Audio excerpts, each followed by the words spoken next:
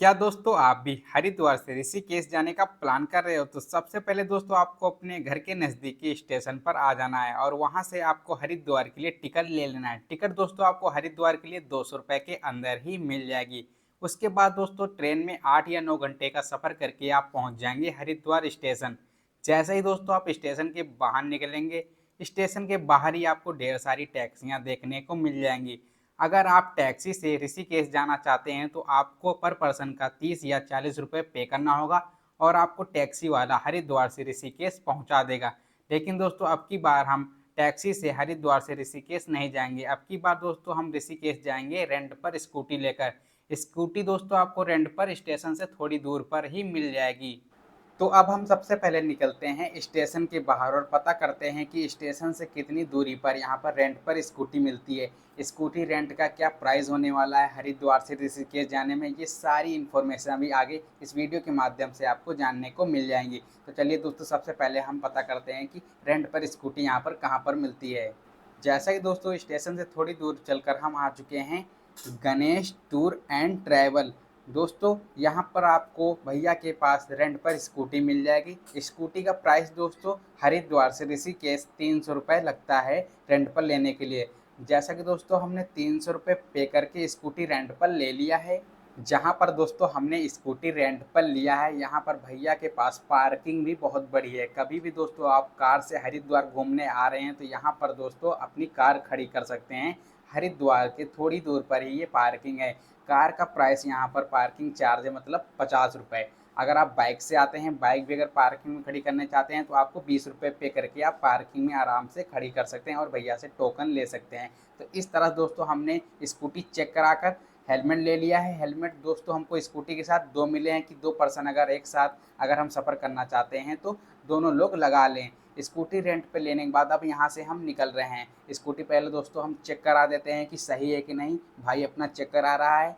Scooty check कराने के बाद दोस्तों हम दो भाई रेंट पर स्कूटी लेने के बाद मार्केट से बाहर आ गए हैं। अब सबसे पहले दोस्तों हम डालते हैं अपने फ़ोन पर लोकेशन हरिद्वार से ऋषिकेश के लिए और यहाँ से निकल जाते हैं, ऋषिकेश के लिए रवाना हो जाते हैं। 5 मिनट स्कूटी चलाने के बाद सबसे पहले हम पहुँच जाते हैं स्वामी विवेकानंद पार्क, जो कि हर की पौड़ी के पास ही यह पार्क स्थित है। स्वामी विवेकानंद पार्क हरिद्वार हर की पौड़ी के पास ही बिरला घाट के करीब गंगा नदी के किनारे स्थित है। एक सुंदर पार्क और मुख्य आकर्षण स्वामी विवेकानंद की प्रतिमा, एक विशाल भगवान शिव की मूर्ति भी है जो कि हरिद्वार से दिखाई देती है।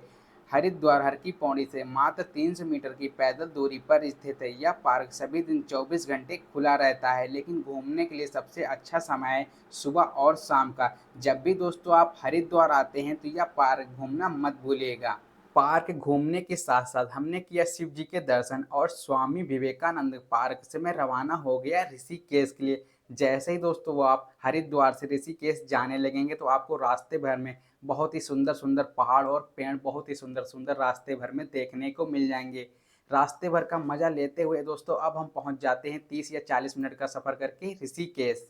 दोस्तों यहाँ पर बताया जाता है कि यह हिमालय की तलहटी में गंगा नदी के किनारे बसा यह शहर अपनी शांति और आध्यात्मिक और रोमांचक एडवेंचर के लिए दुनिया भर में मशहूर है। तो चलिए दोस्तों अब हम खड़ी करते हैं साइड में अपनी स्कूटी और गंगा के किनारे आपको नज़ारा दिखाते हैं और जो भी जानकारी होगी वो भी अभी आपको बताते हैं।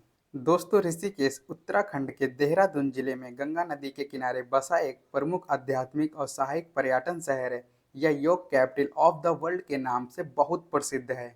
अब दोस्तों हम बात करते हैं कि ऋषिकेश में जो प्रभु श्री राम के नाम से झूला बना हुआ है यात्रियों को इधर से उधर जाने के लिए, इसकी कहानी क्या है। बताया जाता है कि राम झूला लगभग 750 फीट लंबा स्पेंशन पुल का निर्माण लोक निर्माण विभाग पीडब्ल्यू द्वारा 1946 में किया गया था। यह पुल की रेती शिवानंद नगर को स्वर्ग आश्रम से जोड़ा जाता है। इसका निर्माण तीर्थ यात्रियों की सुविधा के लिए किया गया था। इसका नाम भगवान राम के नाम पर रखा गया।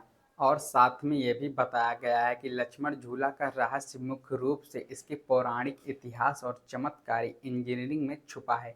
मान्यता है कि त्रेता युग में भगवान श्री राम के भाई लक्ष्मण ने इसी स्थान पर जूट की रस्सी के सहारे उफनती गंगा को पार किया था। उनकी इसी सावधान और सहायक की स्मृति में 1889 में जूट की रस्सी का पहला पुल बनाया गया था। यही दोस्तों जो ऋषिकेश में दो पुल बने हैं इनका इतिहास यही है। तो दोस्तों आपको हमारी ये वीडियो कैसी लगी एक बार जय श्री राम लिखकर कमेंट में ज़रूर बताइएगा।